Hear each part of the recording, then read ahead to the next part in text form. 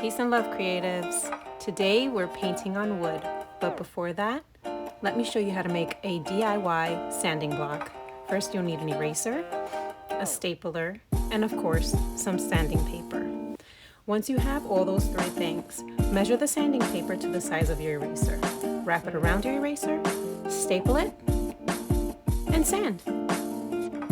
It's a nice quick alternative to a sanding block instead of having to go out and get an actual sanding block. And what better than to have something that you can multitask and use. When you're done, you just simply remove that staple off of the eraser and like it never happened. So today I decided to paint this pretty little girl. I did the sketching off screen, and I didn't record it at all. After I did the sketching, I actually gessoed the wood. I put 2 layers of clear Liquitex gesso on it before I actually started painting. I think these wood panels would be fine without putting any gesso on it, but you're going to have some bleed with the paint. So I just, buyer beware. If you're going to not put gesso on it, you're going to have your paint kind of like leak through the little cracks of the wood. So now I'm just setting up my paint that I think I'm going to use for the picture. And for this picture, I'm just using the Liquitex acrylic paints and acrylic gouache paints. And I like them. They're fun. I'm also trying out these new Craft Demo bamboo paintbrushes that I bought because I just love them so much. I see I'm a Wonder using them a lot in her videos, and I love the way they work with gouache. I've seen a lot of her videos with these paintbrushes, so I know how they work. And I said, you know what? I'm gonna splurge. There was a coupon with her using her name, I'm a Wonder, to get a certain percentage off. And the bamboo paintbrushes were already discounted on top of that. So it was nice that even though they were discounted, I can still get them at with the coupon attached to it. So I did that. They've been in my possession for months, but just like any other kind of precious art supply that we have, we all know that we have that one precious art supply. I have many, but we have those precious art supplies that we don't want to use. They're too pretty to touch, or you don't want to ruin them, or you know what it is. It's a horrible thing that we do to these poor, beautiful art supplies. And I finally decided to whip them out and use them, and here we are using them.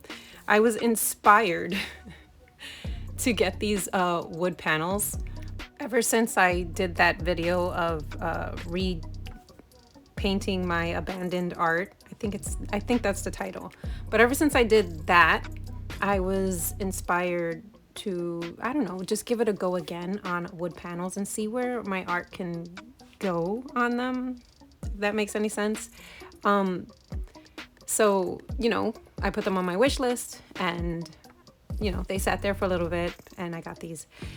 I just recently purchased these, and the thing that I'm really trying to get the hang of with painting, be it acrylic gouache or just regular gouache in general, I don't really use acrylics too much, so I can't say it for that.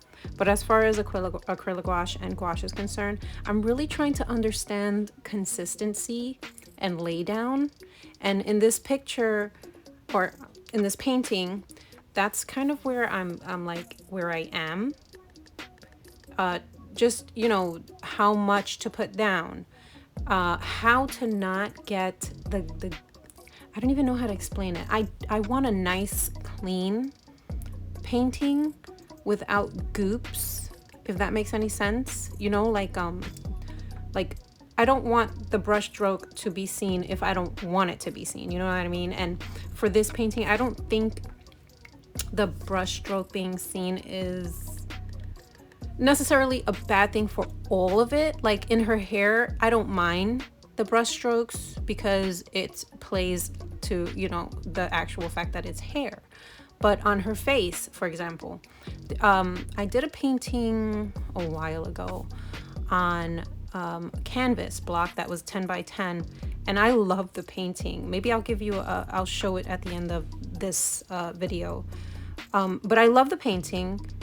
It's great, but her face, that's all it was just a face of a character. Her face had so many of the paint strokes visible, and it wasn't even like a good visible paint strokes, because you know that painterly look that very, very well-trained artists are capable of. I'm not that. So it didn't have that look. It had the gloppy, don't know how to put your strokes down kind of look. And I wanted to redeem myself, you know what I mean? And because the last painting I did on wood was pretty much done with Poscas, I couldn't really practice that technique very much because it was Poscas, and Poscas are very thin to begin with. But here you have the acrylic gouache, which is a little bit thicker, and you have to know how to use it properly. And I don't, so we're practicing. But honestly, her sweater and the effect that I get using the what are they called? The fluorescent acrylic gouache, mixed with a couple other colors. But the effect that I get with the pink, that fluorescent pink and the purple, and mixing it in with a little bit of black, I love it. I love the painterly look that I got of it. Her face goes through many changes because, like I said, that is the hardest part for me to get, and it's a learning process. So when I do show you the final product, is it the final product? I don't know, because I might just go over it again and maybe try to tweak it or fix it or something. But a YouTuber that I watched recently, her name is Jess Carp. She kind of basically said it right. Is a painting really ever done? And for me, and the stage that I am, I say no. No, a painting is never done. I can always go back and do something else to it because, I don't know, I'm still learning and figuring things out. And when I get a technique and it works, I'm like, ooh, I want to try that on the piece of wood that I painted this on and see if I can kind of fix it up a little bit. And that's what I do.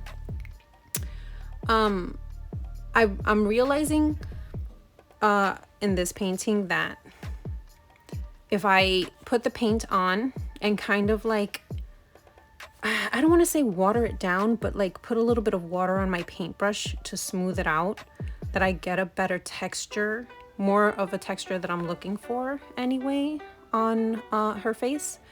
But it's hard. It's so hard. But I'm trying to get it. I think I need to watch more videos that focus on brushstrokes and handling the face a little bit more. Even though my style is very cartoony, it's not realistic. I don't know, maybe one day I will make a realistic portrait, and I need to know how to do that successfully. So yeah, we're here learning. It's all a journey. But look at her hair and the cute little decorations I put on them. I love this part. It was like the whole reason why I wanted to do this piece in the first place. I love her little poofs. They're adorable, and like it's one of my favorite parts of the whole entire piece, the little poofs. I know they're not Christmas colors per se, but who's to say she's not feeling festive, especially when she has little dangly bits on her hair. It makes no sense to anybody but me, I think, but I like it. Here I'm just painting the background. Oh yeah, my husband wanted to make a guest appearance with one of his figures, and I told him I would keep it in, sorry. Here I'm just painting the background to try to, I don't know, to make her pop out a little bit more. I didn't want to leave the wood visible in the background, so that's what I did. I like the transition of color. It plays with the colors that are on her person, so I like that. And I felt like it needed something else after that, so I do kind of put like a little bit of a design in the background. I'm toying with the idea of maybe putting a little bit of gold accents, but since I finished the painting, I have not done anything to it, so the final result that you see at the end of this video is where I stand with this picture. Am I done? No, I don't think so. I think there's more to do with this painting, but I like where I'm headed with it. So I hope you guys are enjoying the process and how I don't know, how I put it together. If I did something that maybe I don't know, would have, like, I could have done a little, you know, better at, or any tips that you guys might have, you know, throw it in the comments. I'm open to tips and any kind of information you can give me that might make this look a little bit better, or help me improve in painting. Painting is like a whole different animal. It's not the same as just, you know, using markers. It's not even the same as painting with watercolors. Like, it's all so very different. The rules that you use in watercolor are different from the rules that you use with acrylic gouache. So it's fun learning though. I'm having so much fun, and that is very important. If you find yourself making art or doing any kind of craft and you're angry or frustrated, and not a good frustrated, like a why am I even doing this kind of frustrated, just step away. It's not worth it. You know, we do these kinds of things to bring joy, or even to express ourselves, sometimes just to get a little bit of frustration out. You throw some emotions onto a page, a canvas, whatever, and you know, you feel better afterwards. So when you're taking this I don't know, emotional freedom away by being frustrated, making the piece or creating the craft, it's not worth it. It's just not worth it. So I guess if anything, I can say, take a break. If you need a break, stop and do something else. Maybe just have a cup of coffee or, you know, whatever your drink of choice is. And just, you know, step back and take a look at what you're doing, and maybe even just look at a couple of videos of how to, if you're having trouble figuring out things, you know? Yeah. There were a lot of instances where I toyed around with leaving her eyes with the wood sticking out, and I think I'm gonna keep it like that.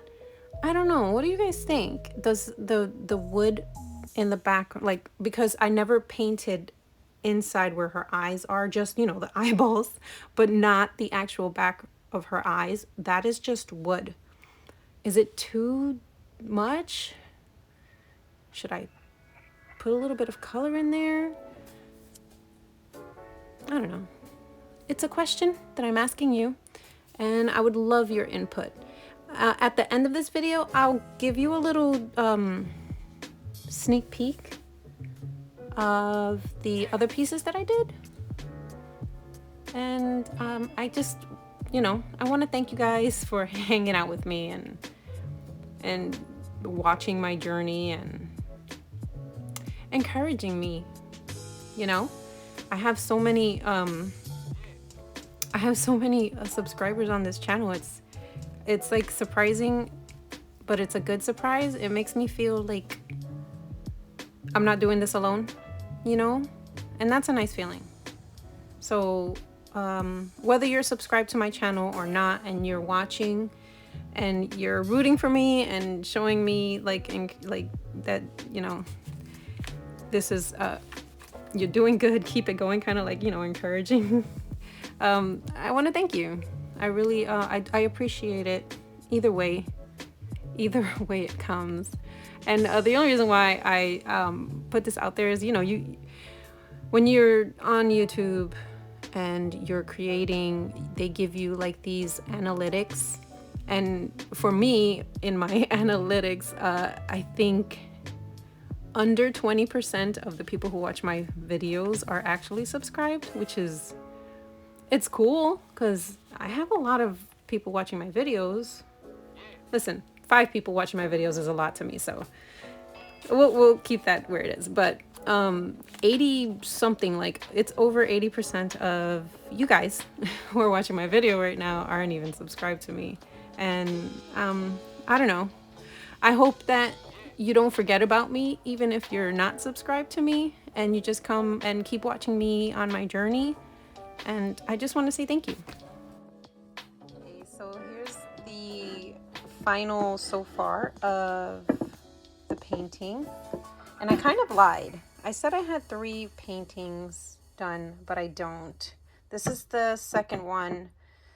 This was done with oil Poscas, and if you can see, like, the bleed. There we go. If you can see the bleed and the strokes and all that, this is not gessoed. But I just wanted to have fun with it. I still like it. I really like this piece. I'm probably going to keep working on this. But like I said, painting's never really done, is it? And then this is the one I'm working on now. And this is going to be fun. I might record this, I might not. But either way, maybe I'll just put it on my community tab when I am done. We'll see. Okay. This was also that piece that I did with on the canvas, and if you can see, the strokes they're visible, but I still like it and the way it came out. I don't know, it's a learning process, and I think she's cute. Okay, peace and love.